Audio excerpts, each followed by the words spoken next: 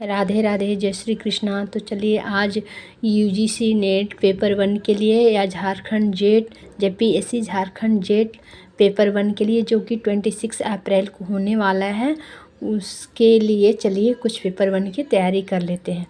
तो ये जो मैं आज क्वेश्चन पेपर लाई हूँ ये कब का है? शिक्षण शोध अभियोगिता 2009 यानी कि 2009 का ये प्रथम प्रश्न पत्र है। तो चलिए हम लोग इसको सॉल्व करते हैं। तो फर्स्ट क्वेश्चन है, निम्नलिखित में से कौन सा विश्वविद्यालय है जो अपने निजी चैनल के से क्या करता है, अपने निजी चैनल से अंतरक्रिया संबंधी शैक्षिक कार्यक्रम दर्शाता है। यानी कि इसका निजी चैनल है वो कौन सा विश्वविद्यालय है? वो है यूनिवर्सिटी उस्मानिया यूनिवर्सिटी है, या यूनिवर्सिटी ऑफ पुणे है, या अन्नामलाई यूनिवर्सिटी है, या IGNOU Indira Gandhi national open university है। तो जी हाँ, आपने सही देखा है, ये है IGNOU Indira Gandhi national open university IGNOU, जिसका कि अपना निजी चैनल है। ठीक है, नेक्स्ट क्वेश्चन है। नेक्स्ट क्वेश्चन क्या कह रहा है, निम्नलिखित में से कौन सी कार्यकुशलता है जो आज के अध्यापक के लिए कक्षा अध्यापन के समायोजन करने में प्रभावशाली सिद्ध होगा? तो कौन सा कार्यकुशलता? प्रौद्योगिकी का ज्ञान, आईसीटी का ज्ञान होना चाहिए, या अध्यापन अधिगम के प्रौद्योगिकी का प्रयोग का ज्ञान होना चाहिए, या विद्यार्थियों की आवश्यकताओं का ज्ञान होना चाहिए, या विषय पर अधिकार होना चाहिए। तो इसका आंसर होगा ऑप्शन ए में है 1 या 3 होना चाहिए, बी में है 2 या 3 होना चाहिए, सी में है 2, 3 और 4 होना चाहिए, और डी में है 2 या 4 होना चाहिए। तो आपको ऑप्शन देखने में सभी सही लगेंगे, लेकिन उसमें से भी वही सिलेक्ट करना जो बहुत ही अच्छा हो, 100% अच्छा हो। ठीक है, तो इसका आंसर है सी, ऑप्शन सी। क्योंकि क्या होना चाहिए? अध्यापक अधिगम में प्रौद्योगिकी आईसीटी का प्रयोग होना चाहिए, और क्या है? विद्यार्थियों की आवश्यकता के अनुसार होना चाहिए, ज्ञान होना चाहिए, और क्या है? विषय पर अधिकार यानी पकड़ होना चाहिए, विषय का विशेष ज्ञान होना चाहिए। नेक्स्ट क्वेश्चन क्या कर रहा है, निम्नलिखित में से किससे भारत की अध्यापक शिक्षा संस्थानों के अधिस्वीकृति के लिए समझौता पत्र पर हस्ताक्षर किए? किसने किए हैं? तो निम्नलिखित में से किसने भारत की अध्यापक शिक्षा संस्थानों के अधिस्वीकृति के लिए समझौता पत्र पर हस्ताक्षर किए हैं? तो ये किए हैं NAAC और UGC ने। ठीक है, NCT और NAAC नहीं होगा, UGC और NCTE नहीं होगा, NCTE और IGMOU भी नहीं होगा। ठीक है, नेक्स्ट क्वेश्चन क्या है, अध्यापक का प्रारंभिक कार्य क्या है? विद्यार्थियों के बौद्धिक स्तर को ऊंचा करना, या विद्यार्थियों के शारीरिक स्तर को ऊंचा करना, ये दोनों में से कोई भी नहीं होगा। तो अध्यापक का प्रारंभिक कार्य क्या है? वो देखिए यहाँ पे दिया हुआ है,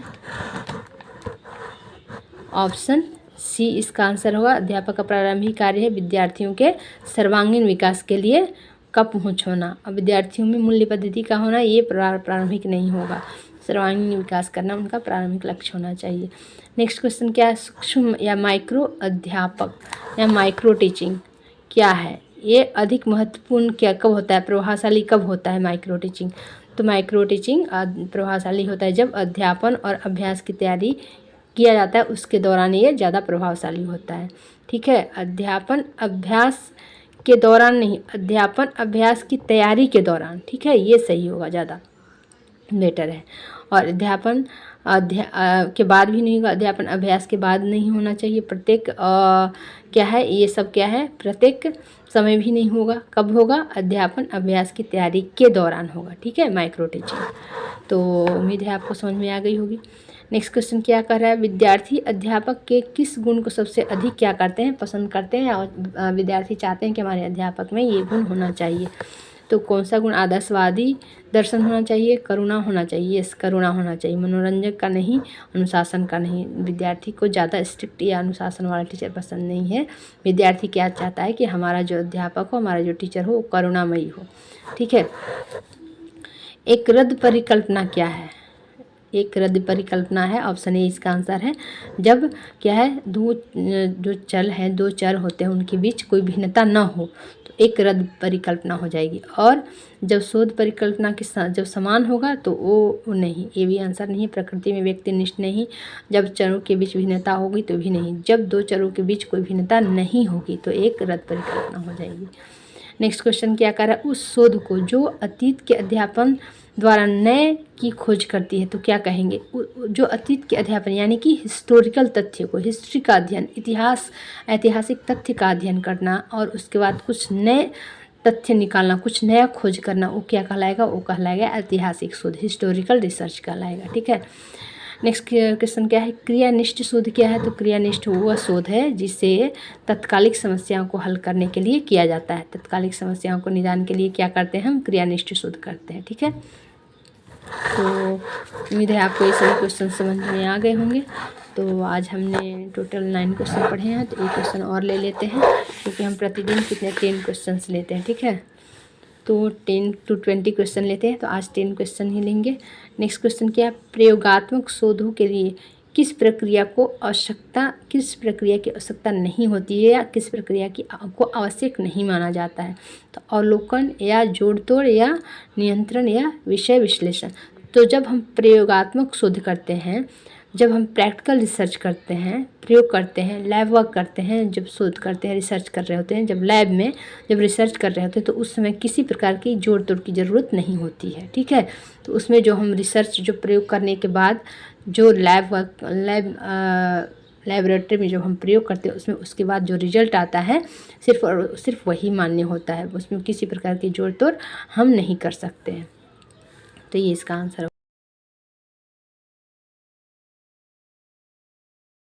होगा। नेक्स्ट क्वेश्चन क्या है, दक्षता सदैव किसका भाग होता है। दक्षता सदैव किसका भाग होता है, तो ये मूलभूत शोध का भाग होता है।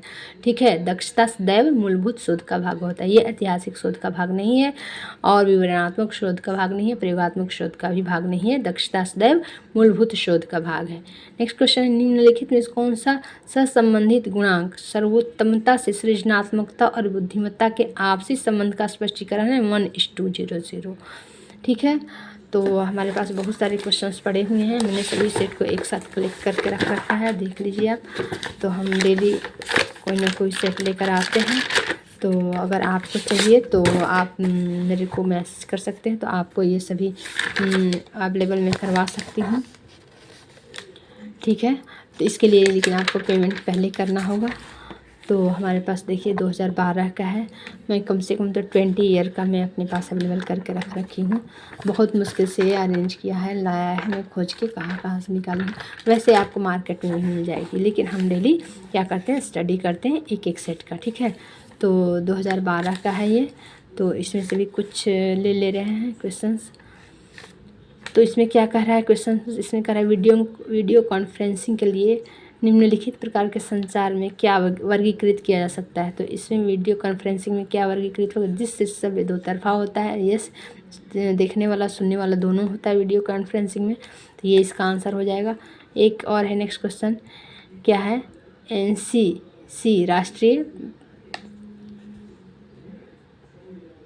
राष्ट्रीय पत्रकारिता एवं संचार विश्वविद्यालय कहाँ पर स्थित है। तो ये स्थित है भोपाल में। ठीक है। नेक्स्ट, आकाशवाणी किस वर्ष में प्रसारण को नाम दिया गया था। आकाशवाणी जो नाम दिया गया था, अभी तो बदल कर DD1 DD2 क्या हो गया, तो लेकिन पहले आकाशवाणी नाम था। तो ये किस वर्ष में प्रसारण को नाम दिया गया था, तो ये दिया गया था 1936 में, 1936 में दिया गया था आकाशवाणी नाम।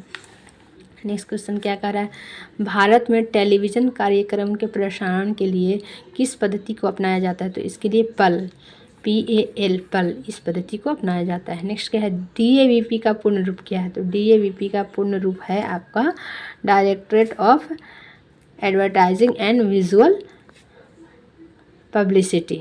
ठीक है। Directorate of advertising and visual publicity, ये इसका DAVP का पूर्ण रूप है। ठीक है। नेक्स्ट क्वेश्चन ले लेते हैं। नेक्स्ट क्वेश्चन क्या है, TRP पद जो टीवी शोध से संबंधित है, इसका क्या अर्थ है। TRP का अर्थ है टोटल रेटिंग पॉइंट नहीं, टाइम रेटिंग पॉइंट ये भी नहीं, थीमेटिक रेटिंग पॉइंट नहीं, टेलीविज़न रेटिंग पॉइंट। TRP का क्या है, इसका ये पूर्ण रूप क्या है, टेलीविज़न रेटिंग पॉइंट। ठीक है।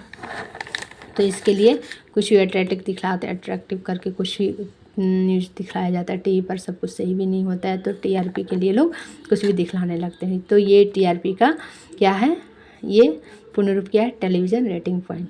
ठीक है, और ये क्या है, एक रीजनिंग का क्वेश्चन है। तो पहले 2 आया है, फिर 6 आया है, फिर 12 है, फिर 20 है, 30 है, 42 है, 56 है। तो नेक्स्ट में क्या होगा, तो नेक्स्ट में क्या होना चाहिए, नेक्स्ट में होना चाहिए 72। क्यों होना चाहिए कि आप देख लीजिए 2 से 6 का कितने का डिफरेंस है, तो बता दीजिए 4 का है, और 6 2 जा 12 है, और फिर यहाँ पे माइनस है, यहाँ पे +4 है, यहाँ पे माइनस है।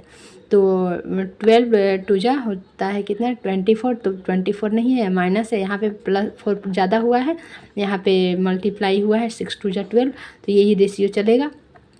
ठीक है, तो सबसे पहले 4 क्या हुआ, 4 प्लस हुआ, फिर क्या हुआ, मल्टीप्लाई 2 हुआ, फिर क्या हुआ, इसमें मल्टीप्लाई 2 -4 हुआ। ठीक है, फिर क्या होगा, मल्टीप्लाई 10, इसके बाद 10 प्लस किया है 20 से, 20 + 10 30, और 32 जा कितना होता है, 22 जा होता है 40। तो यहाँ -10 हो गया है, 30 हो गया है, फिर क्या हो गया है 30, 42 है, 56 है, तो यहाँ पे होगा 72।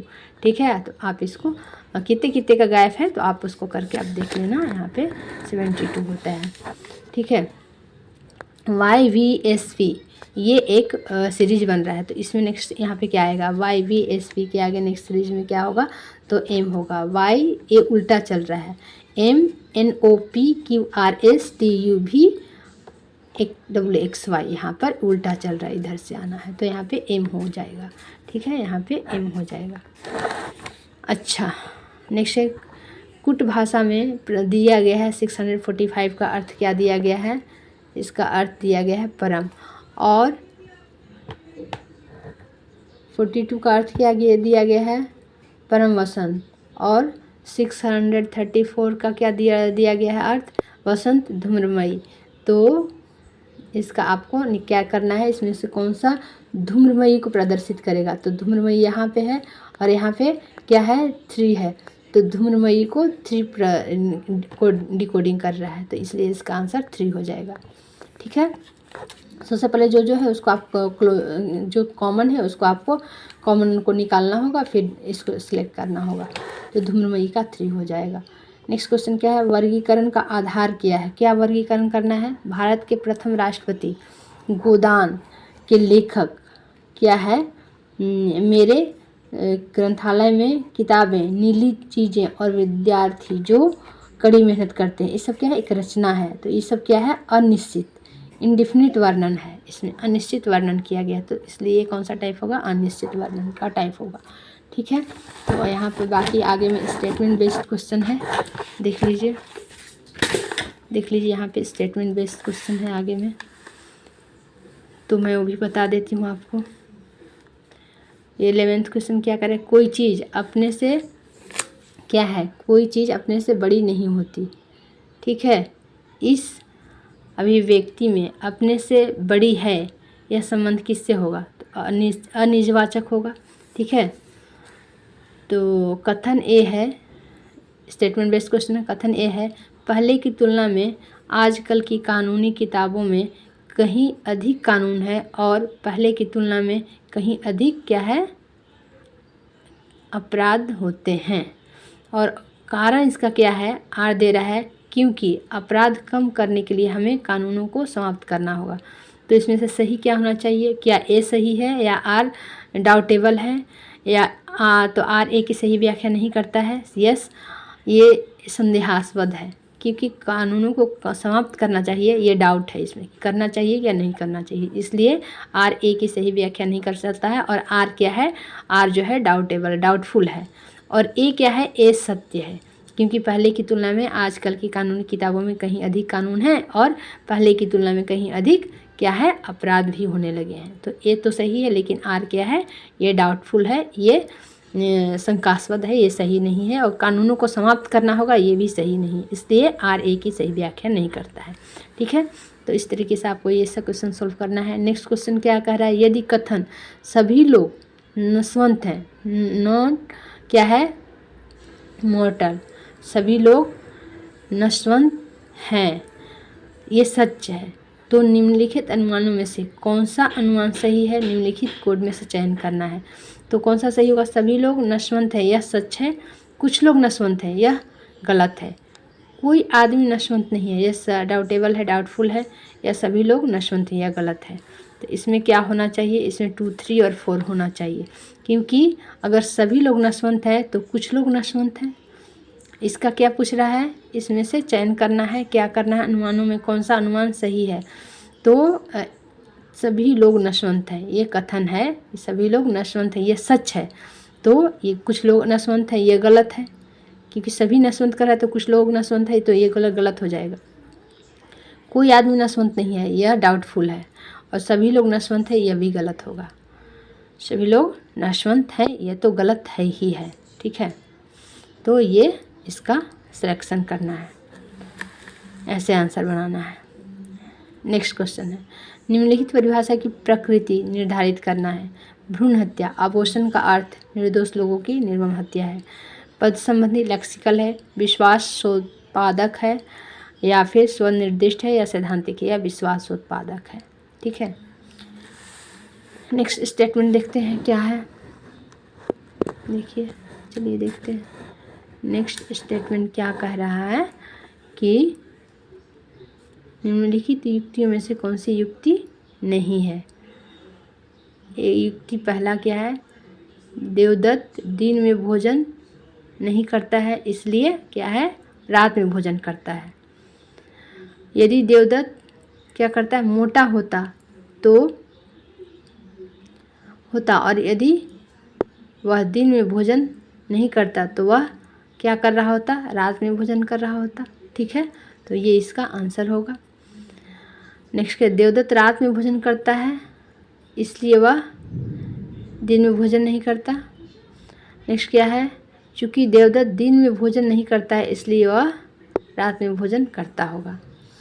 तो इसमें क्या करना है आपको, इसमें वो युक्ति जो सही नहीं है वो करना है। तो ये युक्ति सही नहीं है। यदि देवदत्त मोटा होता और यदि वह क्या करता, दिन भर भोजन नहीं करता, वह रात में भोजन करेगा, तो ये सही नहीं है, ठीक है। नेक्स्ट क्या है, वेन डायग्राम क्या करना है, वेन डायग्राम इस प्रकार से डायग्राम है, जो मतलब एक डायग्राम है जो कि लिखा हुआ है थ्योरी के रूप में, ठीक है। तो क्या लिखा हुआ है वो देखते हैं। लिखा हुआ है, सेवा में संबंधी न्यायिकी आधार के प्राथमिक अनुमानों की वैधता का प्रतिनिधित्व और मूल्यांकन करता है। नेक्स्ट क्या है, न्यायिकी आकार के प्राथमिक अनुमानों की वैधता का प्रतिनिधित्व करता है परंतु मूल्यांकन नहीं करता। सी है, न्यायिकी आकार के प्राथमिक अनुमानों की सत्यता के प्रतिनिधित्व और मूल्यांकन करना। और डी है, न्यायिकी आकारों के प्राथमिक अनुमानों की क्या करना, सत्यता का मूल्यांकन करना परंतु प्रतिनिधित्व नहीं करना। तो इसमें इसका आंसर स्टेटमेंट सी सही होगा, क्योंकि न्यायिकी आकार के प्राथमिक अनुमानों को ही सत्यता का प्रतिनिधित्व और मूल्यांकन करना होगा। एक नेक्स्ट क्वेश्चन क्या है, सम्यानुमान के तर्क करने से है। तो ये सम्यानुमान, समय का अनुमान मतलब क्या, भविष्य सूचक अनुमान लगा सकता है, भविष्य सूचक अनुमान लगाना या लग सकता है, ये इसका आंसर होगा। सम्यानुमान समय का अनुमान यानी भविष्य का अनुमान। श्योरिटी तो होगी नहीं अनुमान में, तो ये नहीं होगा। सर्टेनिटी भी नहीं, निश्चितता भी नहीं होगा, तो ये भी नहीं होगा। सुस्पष्ट निष्कर्ष निकालना ये भी नहीं होगा, क्योंकि अनुमान में अनुमान ही होता है, क्योंकि यह भविष्य सूचक अनुमान लगा सकता है, ये इसका आंसर होगा। तो आज के लिए बस इतना ही, मिलते हैं नेक्स्ट वीडियो में। तब तक के लिए नमस्ते, राधे राधे, जय हिंद। अगर क्वेश्चन आपके बहुत काम की है, सभी एग्ज़ाम्स में सभी पेपर्स में आते हैं और आ चुके हैं, इसलिए आपको इसको पढ़ना चाहिए, समझना चाहिए। तो वैसे ही हम अच्छे क्वेश्चन, मॉडल क्वेश्चंस लेकर आते रहेंगे जो कि आपके एग्ज़ाम में बहुत मदद करेंगे। तब तक के लिए नमस्ते, जय हिंद, राधे राधे। और हाँ, वीडियो को लाइक कर देना, शेयर कर देना, सब्सक्राइब कर देना और हाइप भी कर देना, मैं आपसे रिक्वेस्ट करती हूँ। तब तक के लिए राधे राधे, जय।